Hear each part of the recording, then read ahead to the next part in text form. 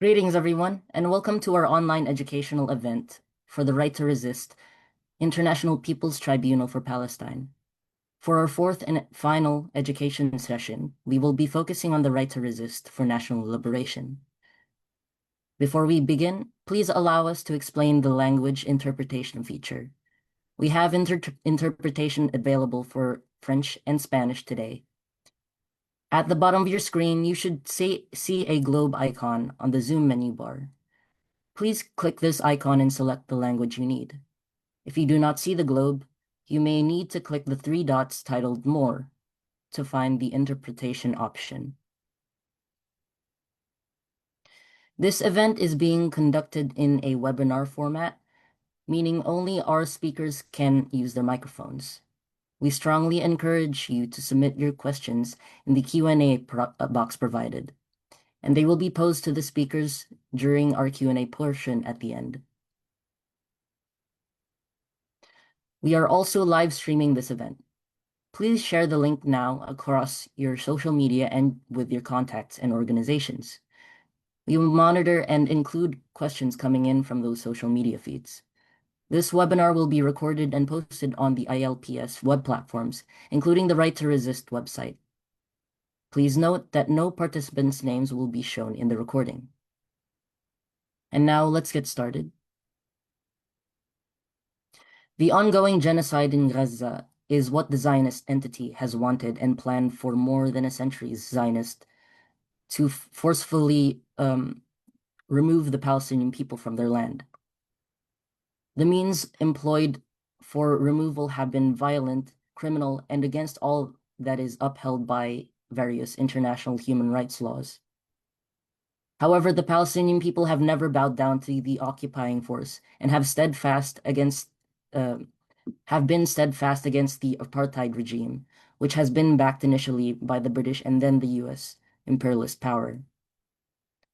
Through solidarity with Palestine, though solidarity with Palestine has always been strong since the Al-Aqsa flood, millions of people have stood up for Palestine. The violent fascist force used against the Palestinian people is now directed against all those who have stood up to the genocide of Gaza. The context of resistance against Israel has now also encompassed concepts of resistance against colonialism, fascism, and imperialism.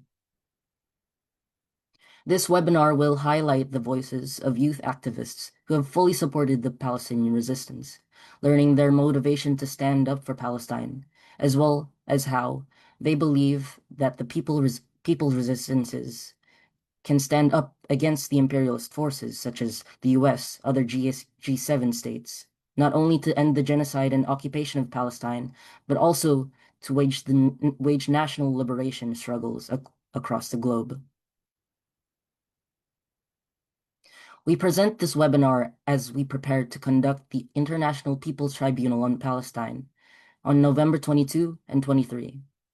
This tribunal will not only be conducted as a legal mechanism, but as a manifestation of the people's will to struggle until a fully free Palestine.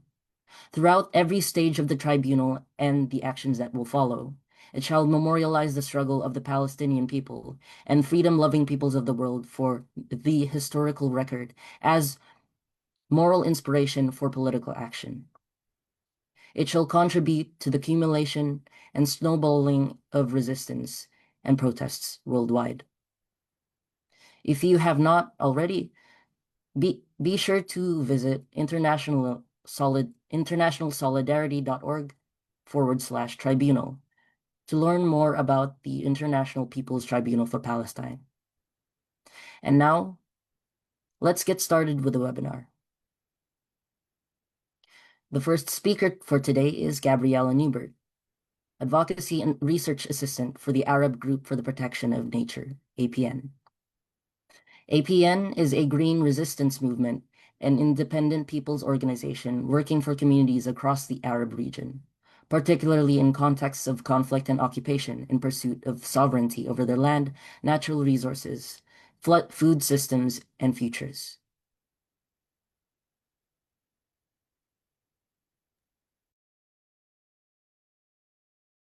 Hi, everyone.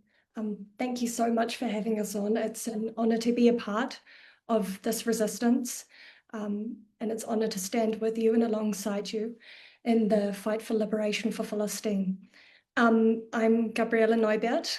I have the privilege of serving for the Arab Group for the Protection of Nature. We're a green resistance movement and an independent people's organisation. I'll walk you through very briefly how I came to be connected to this struggle and our green resistance moving forward. Thank you. So everything begins with the act of starting from where we stand. And to stand with Palestine's fight for liberation is to defend the right to life itself, the right of any people to live free from settler colony and empire that claim the divine right to determine the grounds of life and death. And to begin from where we stand, we must know the land beneath our feet, often unceded lands, and the histories that brought us here.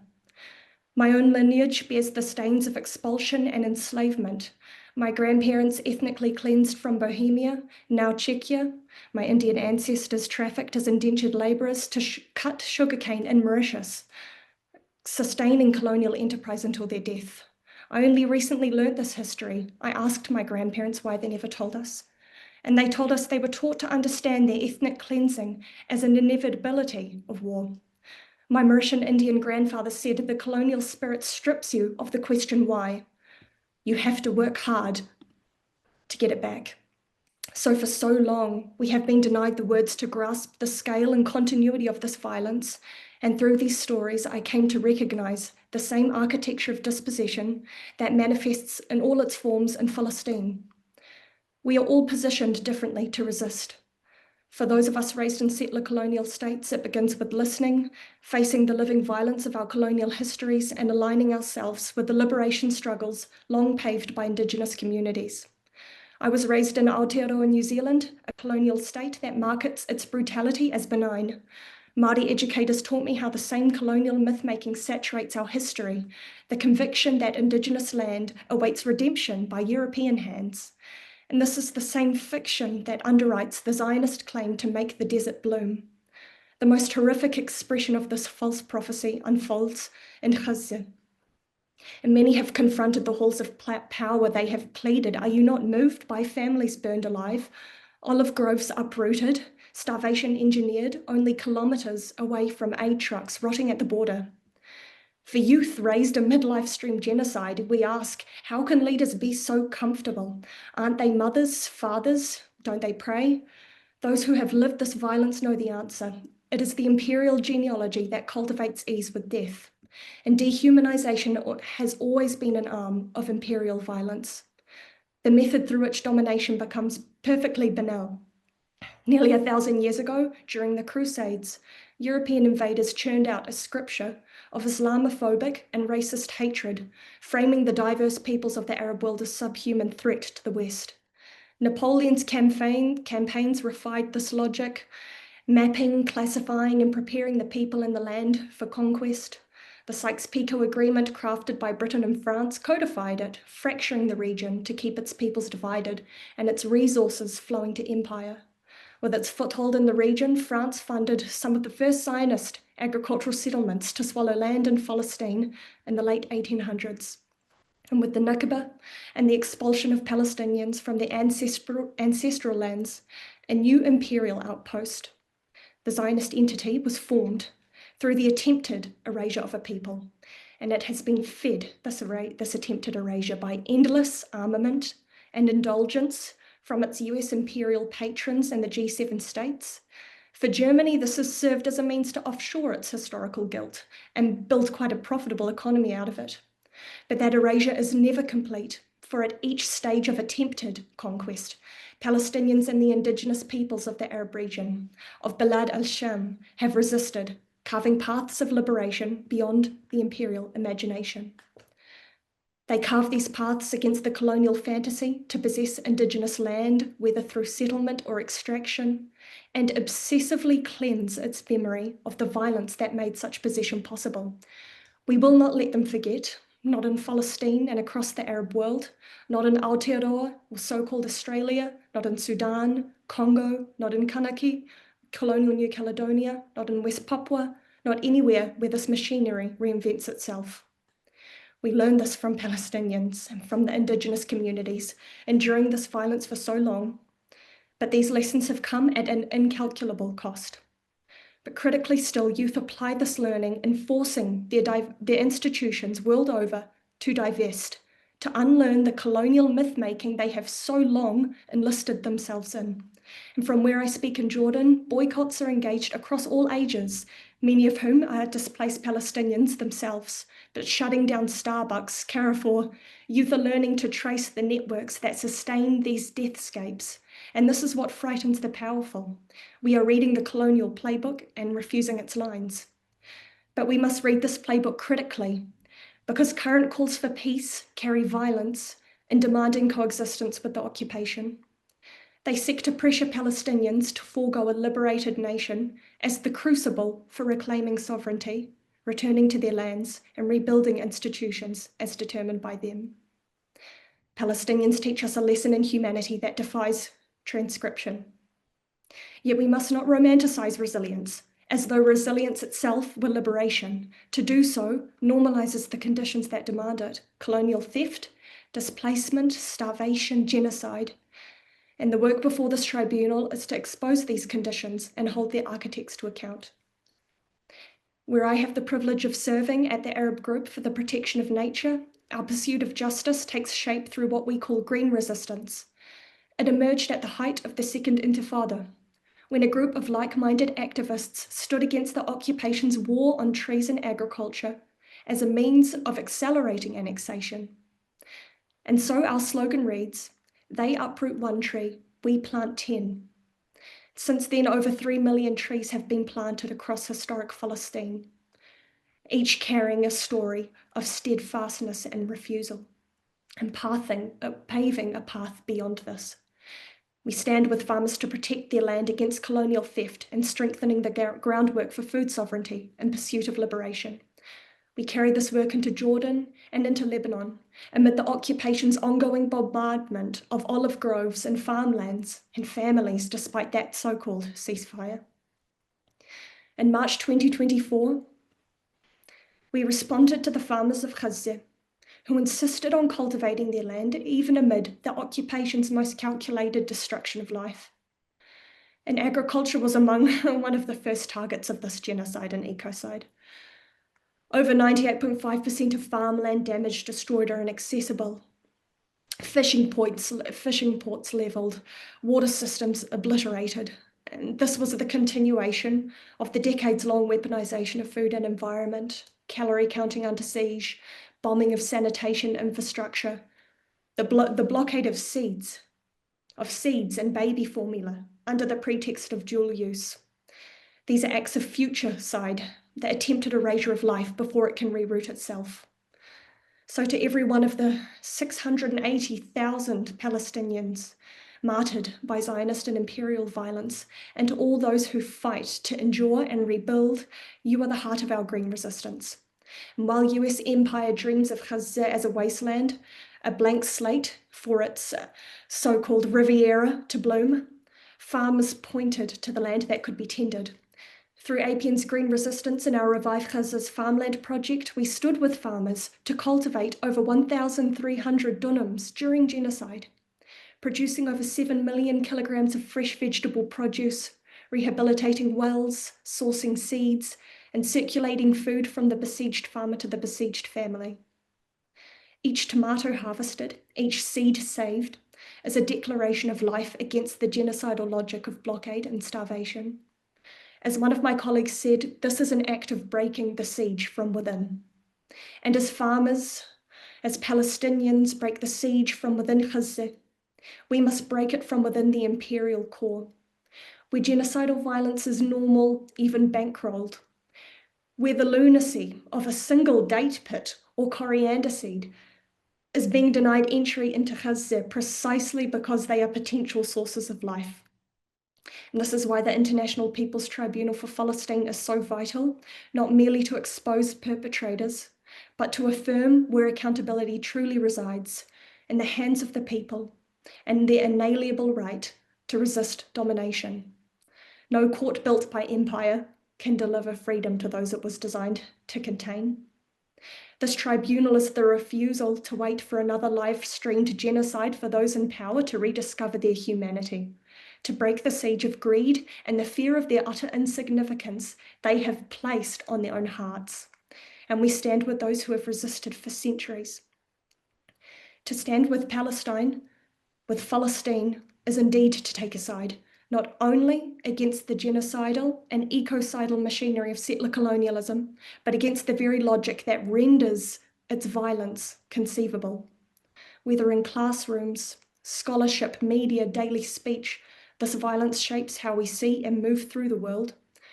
So wherever we stand, we begin, we plant, we speak, we refuse, we remember, because empire cannot silence the heartbeat of a people who remember who they are. Thank you. Free Palestine. Thank you, Gabriella. Truly, to stand with Palestine is to take the side of life over death. The collective work being done at APN encapsulates what it means to lean on indigenous practices of care as a pillar of strength against the settler colonial war machine. Humanizing ourselves through building and feeding in the face of persistent violence, exploitation, and exile is a necessary pursuit to maintain our continued existence. Our next speaker will be Lauren from Juventud Unida por la Independencia, an organization of Puerto Rican youth fighting for the full independence of Puerto Rico from U.S. imperialism.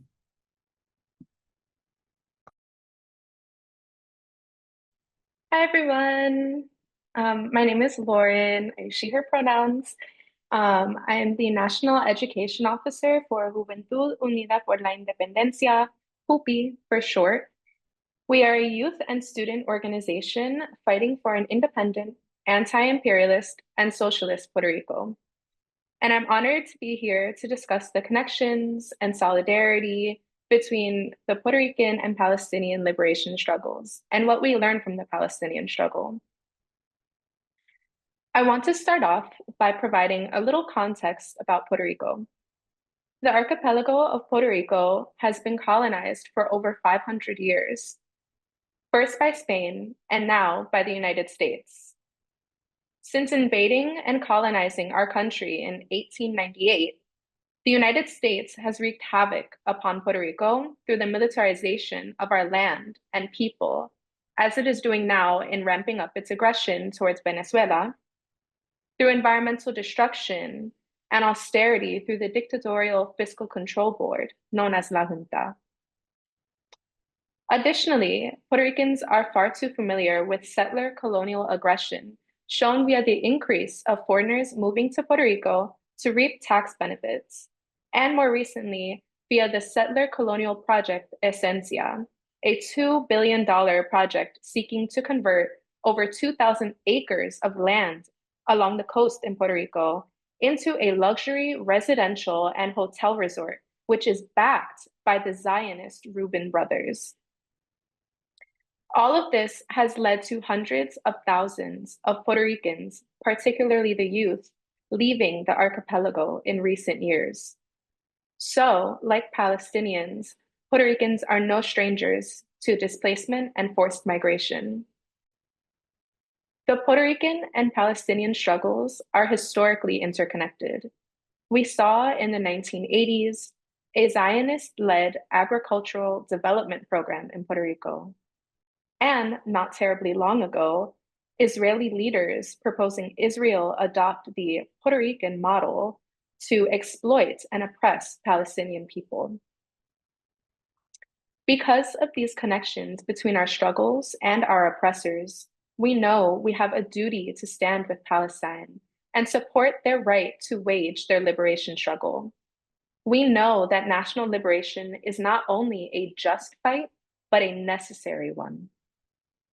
To quote the late commander of the Puerto Rican freedom fighters, the Macheteros, Filiberto Ojeda Rios once said, "If one believes in liberation, if one knows that their people are oppressed, if one is totally convinced that we are living in a completely colonized country, that we were invaded, they have killed us, that they are destroying our people, and that genocide is being practiced from day to day.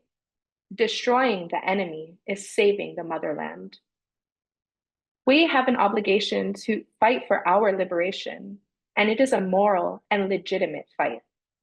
The unjust and criminal war is the war that our oppressors are waging against us as we fight for our homeland. That is why it is critical that we support Palestine's right to wage their own liberation struggle. We recognize Palestine as its own nation, Palestinians as their own people, and we recognize that Palestinian land is being occupied. So we have an obligation to support their struggle. And Puerto Ricans have continually shown their support and embraced the Palestinian struggle. In 2007, Puerto Rican activist Tito Kaya made a solidarity trip to Palestine, and he was arrested after he climbed an Israeli surveillance tower near Israel's occupied West Bank and the apartheid wall there. And he planted a Palestinian flag in support of the Palestinian people. After being freed in 2017, we have Puerto Rican revolutionary and former political prisoner Oscar Lopez Rivera, who marched in the Puerto Rican Day Parade and invited Palestinian organizers to march and bring their flags. And more recently, we have students at the University of Puerto Rico who had set up their encampment in solidarity with Palestine. And their current ongoing weekly protests for Palestine and Puerto Rico. We know as colonized people how imperative it is that other colonized people fight for their land and for their liberation. And I think Puerto Ricans have also learned a lot from the Palestinian struggle. One thing about settler colonialism and violence is that it is not only about stealing land and removing people from their homes. It is also about breaking one's spirit, about instilling fear, and severing our own emotional and cultural ties to our homelands, whether that be Puerto Rico or Palestine. It is about destroying our own identities as well. And Palestinians have shown their unyielding commitment to remain and to refuse erasure. Palestinians have also shown us that there are many ways to fight for liberation, and all forms of fighting for your liberation are valid, whether they be nonviolent efforts or more militant struggle. They have shown us that liberation will not be overnight, but rather a long and difficult fight, that we must be in it for the long haul, and we have to show our unshaken dedication to our own liberation struggles. And this is also why initiatives like the International People's Tribunal for Palestine are a critical part in supporting Palestinian liberation. Having the opportunity to lay out and display the crimes and genocide that Israel is committing against the Palestinian people not only clarifies the need to stop these acts, but also makes it very evident as to why the Palestinian people have a right and a need to fight for their freedom and for their liberation by any means necessary. So I'll wrap up here just to emphasize the struggle, how the struggles of the Palestinian and Puerto Rican people are interconnected. US imperialism is our common enemy, and it is the same empire that uses Puerto Rico as its military standpoint and testing grounds in the Caribbean, that uses occupied Palestine as their standpoint in the Swana region. So as we listen to all of the speakers and presenters today, let us draw inspiration from all of those who are fighting back against imperialism, from Puerto Rico to Palestine and all other occupied nations. And remember that a blow to imperialism anywhere is a blow to imperialism everywhere. Thank you, and viva Puerto Rico y Palestina libre.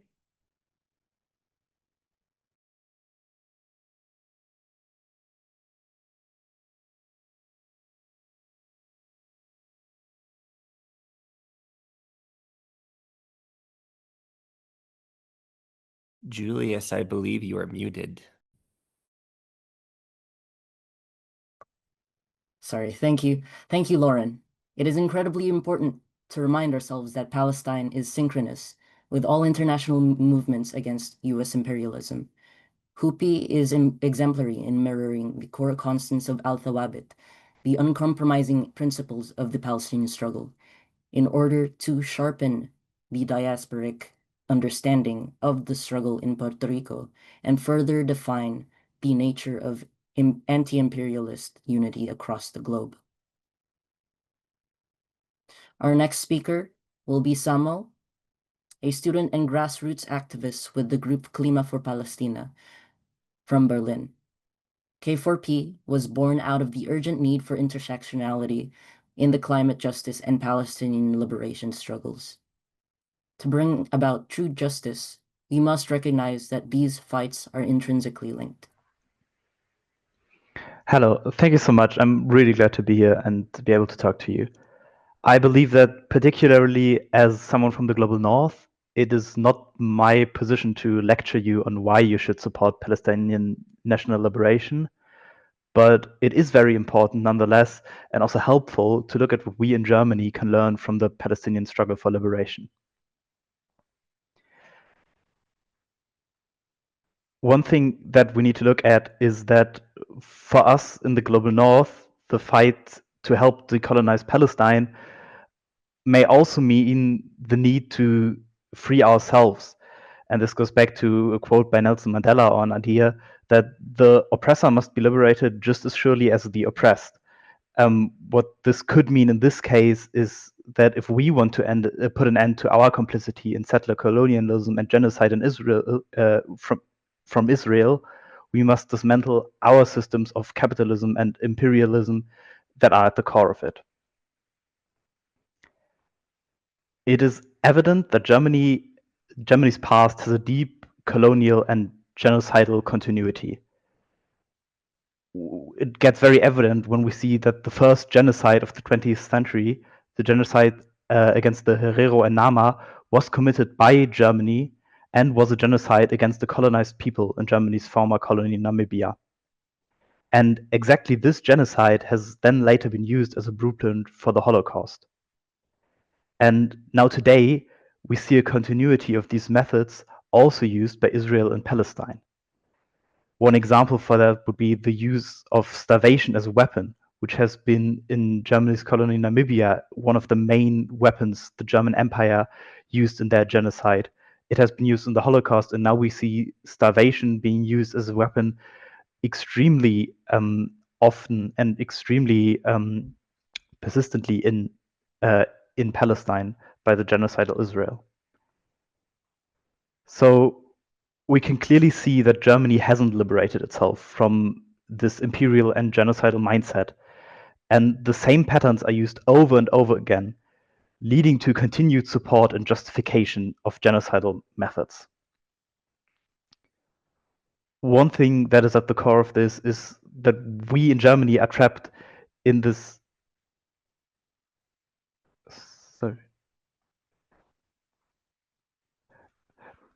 Sorry, I was confused by the chat. One thing we see is that we are trapped in this deeply racist mindset. And this not only leads to Germany supporting genocide, it also leads to the rise of fascism in Germany itself. Because this racism is so deeply ingrained into not only German politics, but also German society as a whole, that no matter what political party or political orientation, the only thing that at the moment is happening against an actual fascist party that is rising in Germany, that is almost winning 25% in the German parliament. So the only thing that across the board is done against this is mainly by wide parts of society, is to make their own policy more racist and let their own racism out more and become more right wing. And this only strengthens, in the end, the far right and leads to a shift of the whole society towards normalizing fascism. And this even goes further because not only is military equipment that is produced in Germany and that German companies are investing in not only that is used and tested on Palestinians by Israel, but also, for example, methods and technologies of surveillance that are being used in Israel are being exported to Germany and are being used in a lot of imperialist countries, but especially in Germany also, to crush dissent among their own citizens. Just as how German police actually has educational cooperation with Israel and Israeli police. And so we see like a huge connection of the methods that are being used by Israel for the genocide in Palestine also exported to Germany. And another point would be that national liberation of the oppressed people also means the liberation from the military-industrial complex. And I also believe that this is one of the reasons that German youth are resisting so strongly against the genocide in Palestine, because there is an unbelievable warmongering and rearmament happening not only in Germany but all over Europe. And there's a huge militarization of our society going on, with all institutions like police being more militarized, and there's a huge normalization of militarization. But this actually leads to youth realizing that in the end that they are going to be the ones dying for their government's imperial and genocidal wars, because the empire wants to fight wars to oppress and dominate people, and in the end it is sacrificing without hesitation their own children in the battlefield. Another aspect of this would be that colonialism and capitalism, with extractivism, exploitation of people, destruction of nature, racism, and dehumanization, are also the main forces that are killing the planet. And if we as a humankind want to survive on this planet at all, we all have to be freed and live in self-determination and dignity. Because to secure our survival, particularly marginalized indigenous people need to lead the way in a paradigm shift, how we treat our environment and how we interact with nature. And this point is especially important for us as youth also, because from systemic water theft to Israel's multi-billion-dollar deals with energy companies, the struggle of Palestinians is interconnected with the struggle for climate justice and also land justice. And this land grabbing thing of controlling the land of the indigenous people of Palestine, which we see very much at the core of Israel's genocide. This is the same genocidal tactics used in all of colonialism before, but that is also used in destroying the climate and leading to the climate crisis. And it is evident that the climate crisis is caused by these same structures of imperialism and capitalism. And that means for us as the younger generation that the liberation of all oppressed people is actually needed for all survival at all. And if we're realizing that calling for the Palestinians' right to self-determination, that this entails all of this, it gets very clear why the protests in Germany are met with such unprecedented force. Because the protests in solidarity with Palestine are actively challenging the racist and imperial ideas that Germany is built on at its core.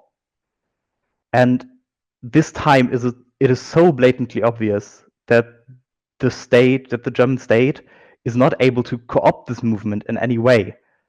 So all they have left is the brutal use of intimidation and excessive violence against the protesters who are on the street in Germany.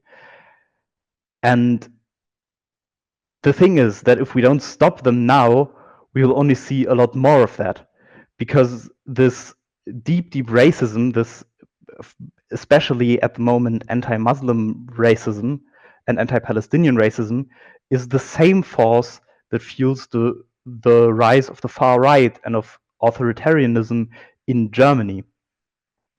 And if we don't realize that, which most of the society in Germany isn't at the moment, this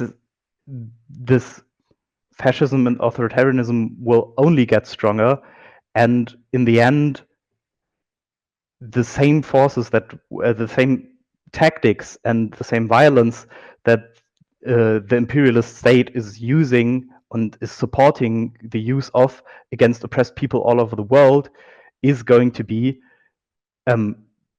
if it's not already, being used on the German people themselves.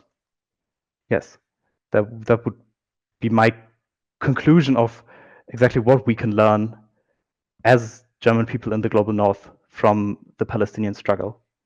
Thank you. Thank you, Samuel. From the US to the UK to Germany, the battle for an end to the complicity of these governments in Israeli war crimes is the same.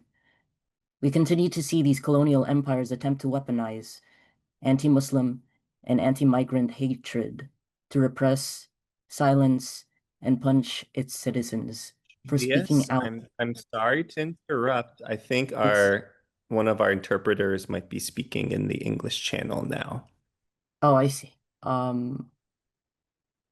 Maybe you can What continue. would I you? think it was fixed. Sorry about that. Okay, no worries. Where was I? Okay. Thank you. So from the US to the UK to Germany, the battle for an end to the complicity of these governments in Israeli war crimes is the same. We continue to see these colonial empires attempt to weaponize anti-Muslim and anti-migrant hatred to repress, silence, and punish its citizens for speaking out against injustice. Racism is not a bug, but a feature of imperialist extraction, and we have witnessed this same playbook of genocide used over and over to justify the exploitation of land, resources, and human labor in countries like Namibia, like South Africa, Sudan, Congo, Puerto Rico, and the Philippines, and beyond. It is our duty to resist it from within ourselves and across all structures of our lives. Thank you so much to all our speakers. As everyone on this panel has shown us this evening, choosing Palestine is to choose truth over deceit, life over death, and courage instead of fear.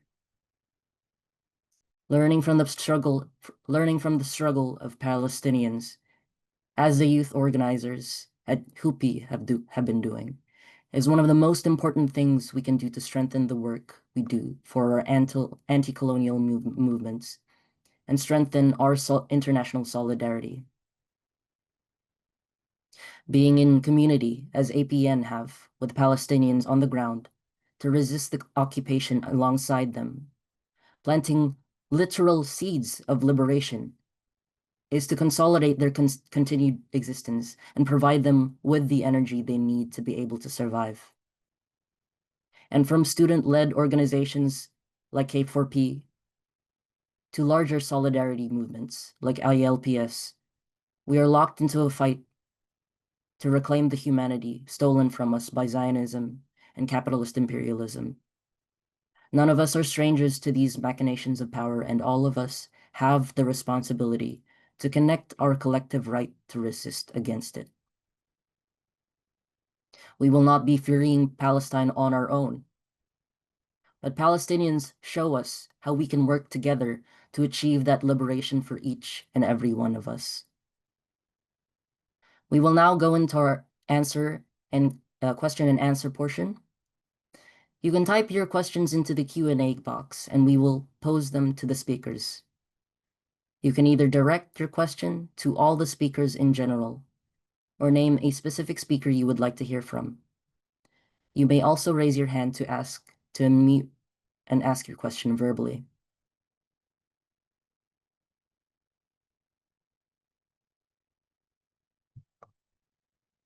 So we've got one from Rithik. What is the role of the youth in the international solidarity movement for Palestine? And from JCM, what is the role of people within imperialist countries in supporting the Palestinian people's right for for national liberation?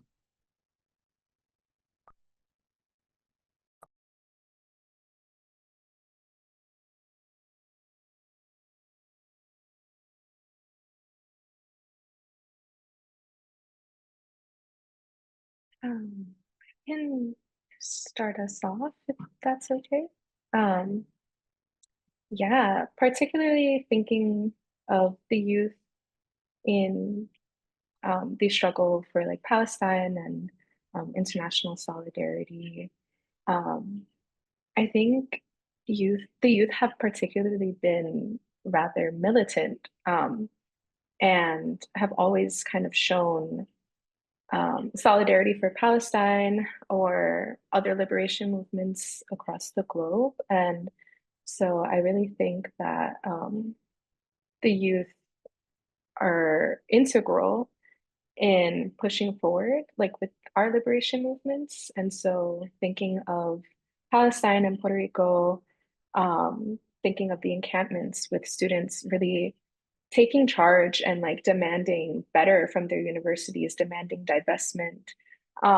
In the case of Puerto Rico, the same with the encampments, but also having militant youth organizations that are ready to stand up for our country, push back um, against our puppet government, against our oppressors from the United States. And so um, I think the youth have like that role of really leading and taking charge. And as many of us in here eventually will become elders, also allowing space for the youth to take part in our movements as well. But yeah, I will pass it to anybody else if folks have something to add.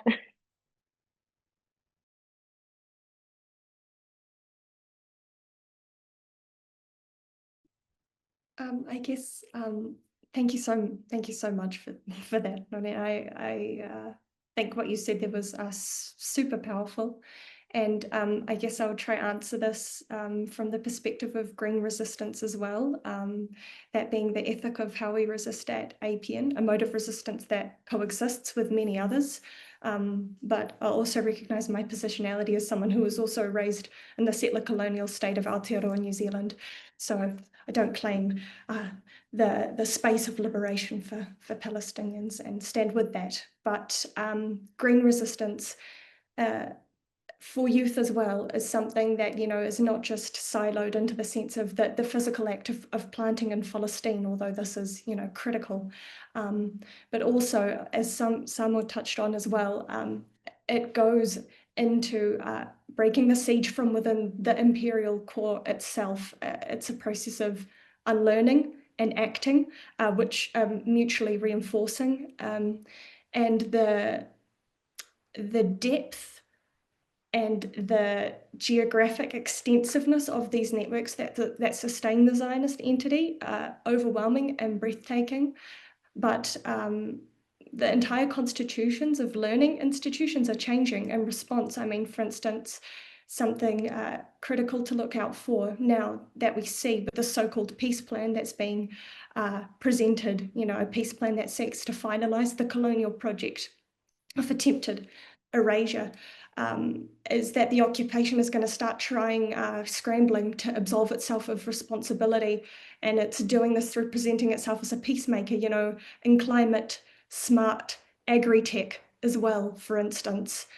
This is something that Aotearoa New Zealand is also aligned with, that many complicit imperial countries exchange these knowledge flows. They're trying to set the terms of future. And a lot of those climate smart agricultural technologies too repurpose the military technologies used in drones to murder, to spray toxic pesticides. So tracing those supply chains is something that I think youth as well have the endurance and the position through their networks and their connections to do, but also not to fall into the trap of isolating youth as having to carry the burden of an imperial legacy alone. So that's my take on that. Thank you so much. Yes, I also like agree with everything that Lauren and Gabriella said. And what I can say to this, especially about like what role youth plays in Germany, is that I believe they are, as like Lauren already said, they are the ones standing up and fighting at the forefront. And like every little bit of progress that we're making in Germany would not be possible without youth standing up against the genocide of Israel and especially against German complicity. And I believe that even though there aren't substantial changes to German's foreign policy, the German state's foreign policy, there is still a shift happening in German society. And I believe that this is really important, and this is why the youth's resistance is so important, is that even if we failed to prevent our complicity in this genocide, we can still hope that this rising up of youth and this change in society can lead to, hopefully, then some accountability in the future. That even if we couldn't stop our complicity, we will hopefully be in the future able to hold those perpetrators in Germany accountable.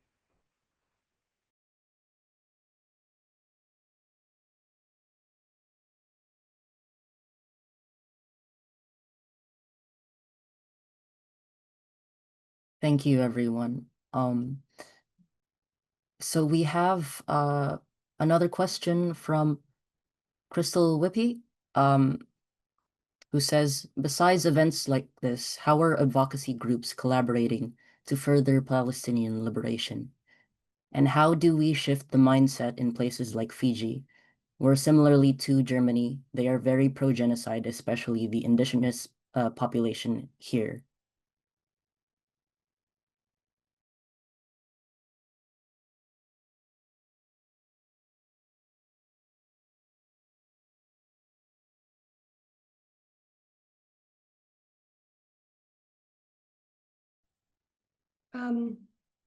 I'll just jump on here as also someone who is raised raised in the proximity to Fiji and to Moana Nui a Kiwa in this area of the world that has also been subject to plunder and colonialism, and through the myth making of this vast ocean expanse that has sought to deny a people, a diverse, rich people, their histories.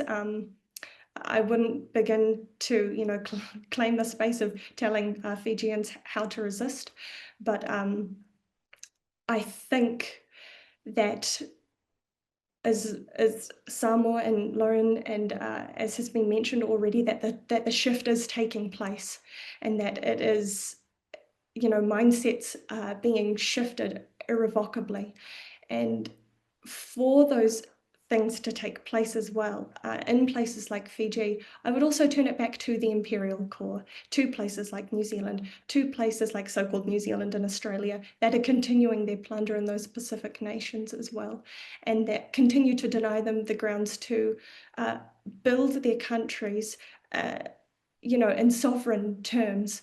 So these relations of extraction, they are so deep, and we stand with you in your fight as well.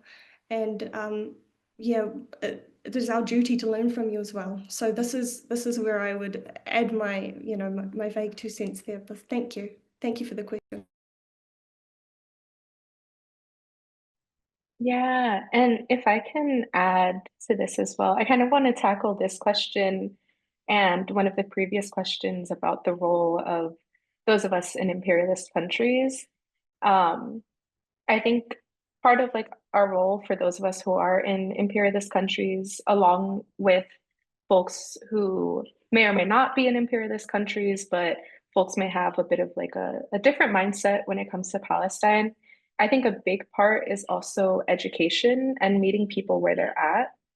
And so, because they're in Puerto Rico and Puerto Rican culture, there's a wide array of different opinions, and whether that be to our colonial situation or the situation in Palestine. And so I definitely think part of our duty and part, especially those of us in advocacy groups, a big load of our work is also education and trying to connect, especially for folks who may be, very pro-genocide or a little unsure of their stance on Palestine as well, is educating and trying to make connections to their lived experience as well.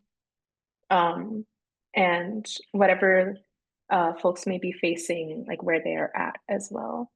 I hope that kind of answers the question, but maybe I'm biased as an education officer, but I definitely think education is a very big role.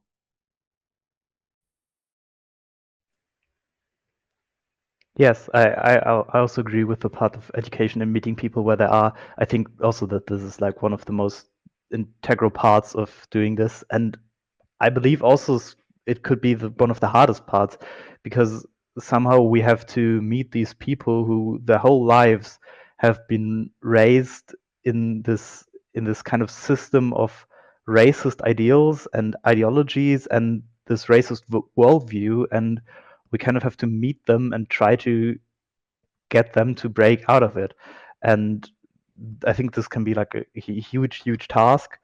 But I think it's one of the most important things that we have to do. And I think this is one of like the most effective ways of political change at the moment, to meet people where they are and get talking with them. And this is, for example, something we've been kind of doing with Klima for Palestina. We've been part of a bigger coalition of groups who are working on a divestment campaign against Allianz, an insurance company from Germany, and who are like actively complicit in the genocide. They're insuring like loads of arms companies and, for example, Albert Systems, and are investing in them. And like one strategy we have been doing is to go around Berlin and meet people in local shops, in cafes and small shops, and trying to get to talk to them and trying them to cancel their insurance and divest with them, and having like getting out of the bubble and meeting these people where they are, and like kind of also opening up to them how their everyday lives are how in their everyday lives they're in touch with complicity in genocide and imperialism, because this is something like I also believe that we don't always notice that all these things that we use in our day-to-day lives, and which is like totally normal for us, are built on imperialism and colonialism.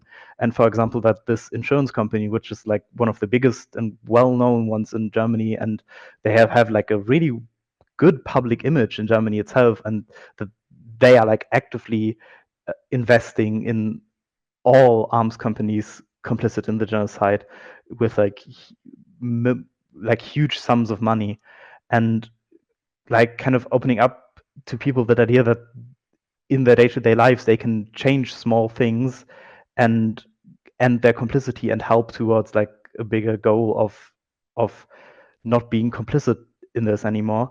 And I think that this is like kind of one of the strategies you can use to meet people, and especially also this goes back to the question about what we can do in the global north, that this is kind of that we can meet people and educate them about what is happening and how they or how their daily lives are complicit in colonialism.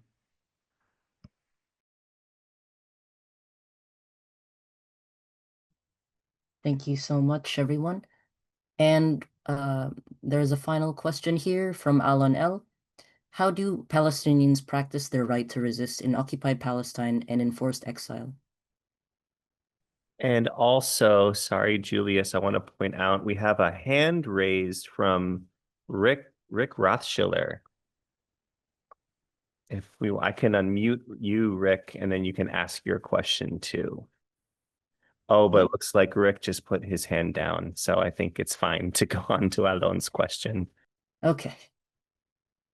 All right. If any of you could answer this question for us, please.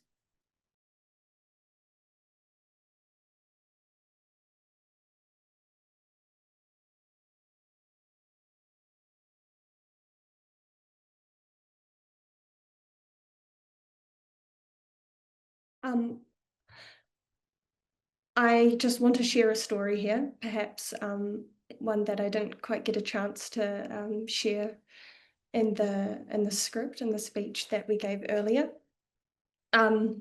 Again, I cannot speak on behalf of all Palestinians here, but this story captures a mode of resistance that is subtle, but extremely powerful and rooted. So this is a story of Ishaq of Wadi Fukin in Palestine. She practiced her right to resist in ways that were extremely profound and moved APN to match her resolve. So in response to the occupation denying her the right to build on her land, because the mechanisms of erasure take so many forms, demolitions and the right to build on one's ancestral lands are one of them. She lived on a cave, and she lived on a cave in that land, and the occupation forces, they killed her donkey, they burned her fields, they contaminated them with sewage. They even offered her millions to leave. And she resisted, and she refused, and she remained in that cave. That is one expression of her right to resist. But in doing so, in remaining, and this is in the instance of Palestine, she retained her land. And this is not every case, but that land is now cultivated by her grandchildren. And a community was built around that alongside APN to supply her one donkey that was martyred with two, with a caravan with wheat and barley to recultivate her fields. And through cultivating those indigenous crops that were of her land, those stories and rootedness in the land were deepened. And I think it's so easy to look at imperial violence and think that there is no overcoming this.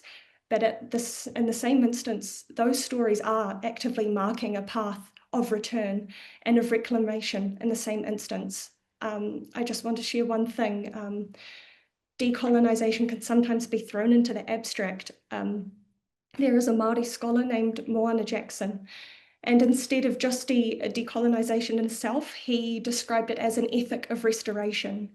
And in that sense, it was not in the abstract as something that could be co-opted by those same imperial powers, but it was something to return to and to restore. And that is a process that is always happening in parallel and in resistance to this imperial violence.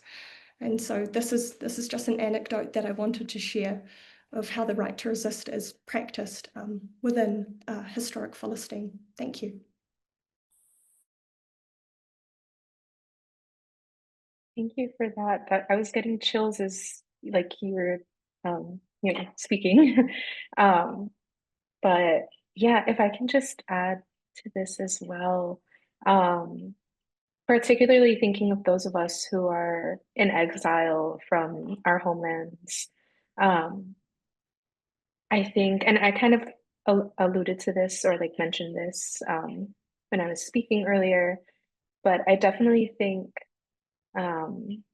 holding and preserving our culture is so important when we are in exile from our homelands.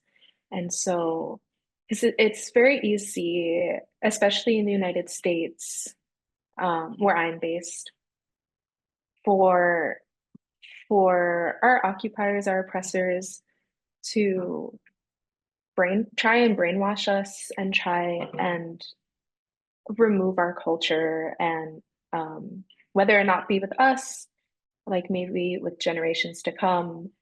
And I definitely think that is something that is a form of resistance in itself, and like making it known, like, like holding on to your culture, passing it along to like friends or, children, grandchildren, etc. So yeah, that's what comes to mind, thinking for those of us who are in exile from our homelands.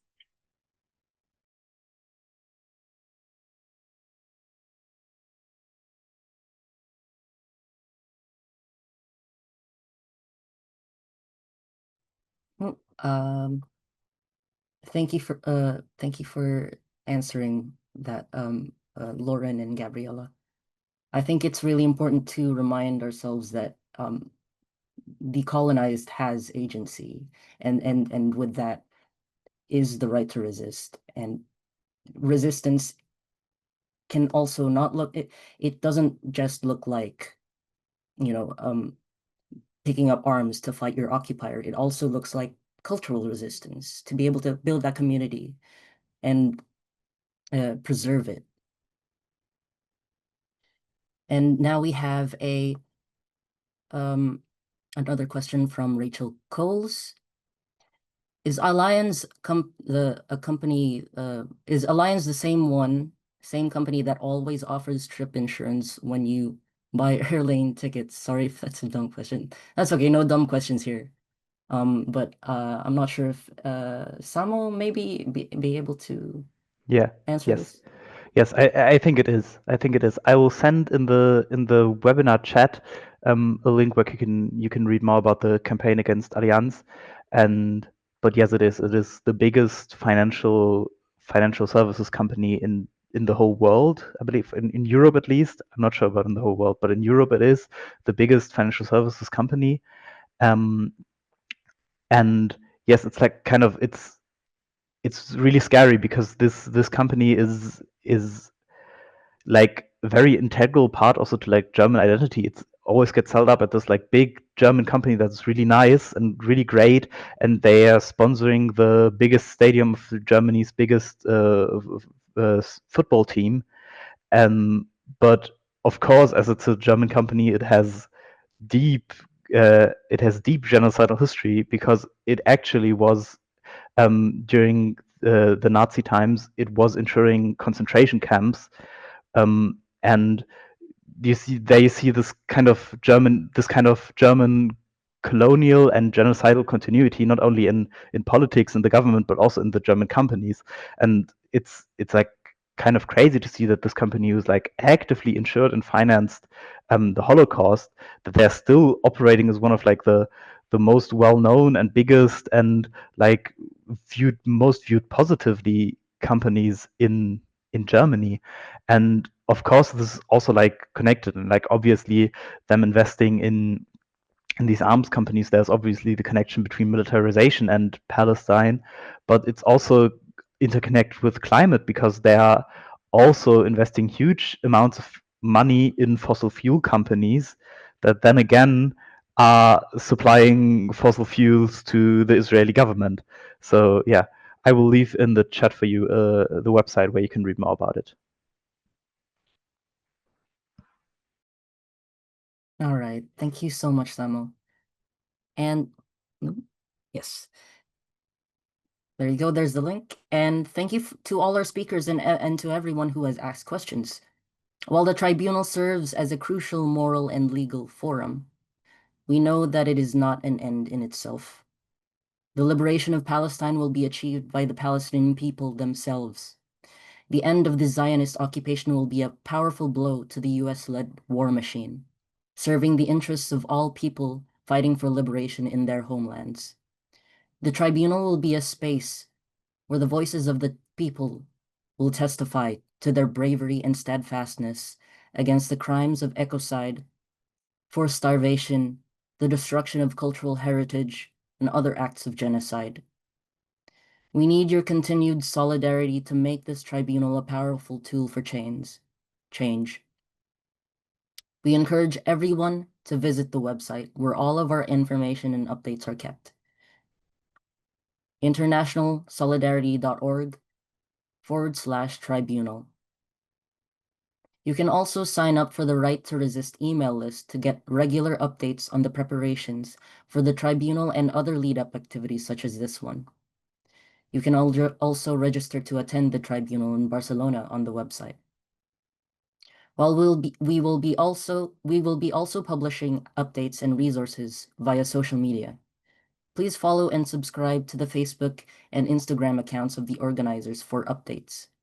That's at PCFS Global for the People's Coalition on Food Sovereignty, at International People's Front for the International People's Front, and at ILPS _ official on Instagram, and at ILPS official in Facebook for the International League of People's Struggle. Please join the growing list of endorsers in the tribunal. Endorse at internationalsolidarity.org/tribunal-endorse. If you have already endorsed, please encourage other organizations you work with to endorse. Spread the word and tell them why you endorsed and why they should too. If you have not already done so, please consider sending us a video message expressing your endorsement that we can use to encourage others. You can also send 1 to 2 minute videos to outreach@internationalsolidarity.org. We also urge you to donate to support the work of the IPT. If you wish to donate, you can find the details on the donation page. Donation methods are listed there, and you can email the address on the page, info@internationalsolidarity.org, to talk about other methods for making a donation now. If you are a member of the press, please consider covering the tribunal and publishing articles written by our organizers and endorsers. We also have media spokespeople who are available for interviews upon request. Our press releases can be found on the website, and we will publish them on social media as well. We will have a final information session leading up to the tribunal this coming Sunday, November 16th at 3 p.m. Central European Time.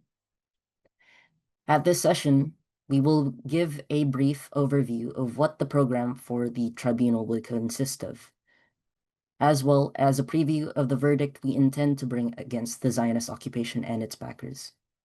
If you are interested to know what will actually happen at the tribunal, this will be a very important session to attend. You can register for this on the website, via the posts on social media, and the link will be shared in the chat here. It will also be shared via the email list, so be sure to sign up for the email list if you'd like to be kept up on these updates. Finally, we will be using the results of the tribunal to hold governments and other international institutions accountable for their support in the U.S. Zionist genocide of the Palestinian people. There will be much work to do to present the verdict we pass to the world and advocate for systemic change at every level of governments. It will also help with popular education initiatives to increase the power of the mass movement of the people to assert the Palestinian right to resist.